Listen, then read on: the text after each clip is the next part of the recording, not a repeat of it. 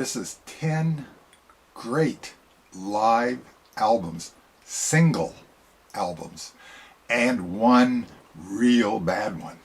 So I'm going to start off with 10 years after, and this is Undead, love the title, and this is their second album, and it's great blues, rock, and Alvin Lee is just so great, such a great guitar player.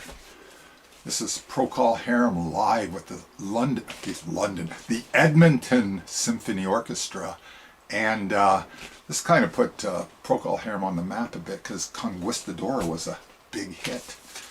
Next up, I've showed this album before, but this is Hot Tuna's first album with Jorma Kaukonen and Jack Cassidy, and it's live in a bar, and there's breaking bottles on the floor, glasses or whatever, and a great blues, country blues, folk album. Favorite guitar player and bass player, all in one album. And next up we got Jefferson Airplane. Both of Jack and Jorma were in Jefferson Airplane, of course, and I seen them in 1970, and this is absolutely a great live album. And my father made a stereo, and it had big speakers and everything. This was 1968. He made his own stereo, and I remember putting this album on and just getting lost, totally lost in it. I mean, there's a couple of jammy kind of things, long things, and it also has a version of Rock Me Baby, which has been covered many times, B.B. King song. Then we got Nirvana Unplugged. Yes, Nirvana Unplugged. This is a great album also. I've listened to that many times. And Neil Young put out a live album of all original material, which was kind of novel, but what a great idea, because this is a great album too.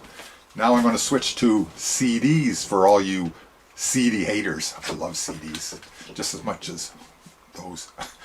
We got Bob Dylan's Hard Rain, and I listened to the hell out of this when it came out, and I had it on record. I had all these on record at one time.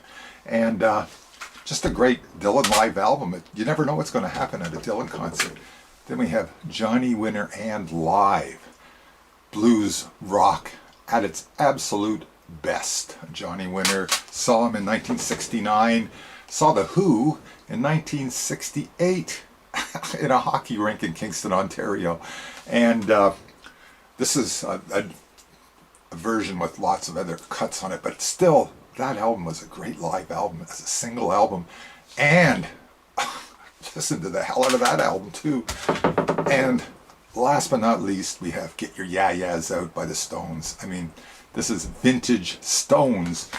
And now we're going to go to a bad live album, and it's by the same group as the last album. Got Live If You Want It. Oh my God, this is terrible. Screaming in the background. Got Live If You Want It, you could probably say too, but it's actually Got Live If You Want It. Blech. But I still have it. Why do I still have it? Because it just never left. It wanted to leave, but it never did. So, 10 great live single albums and one bad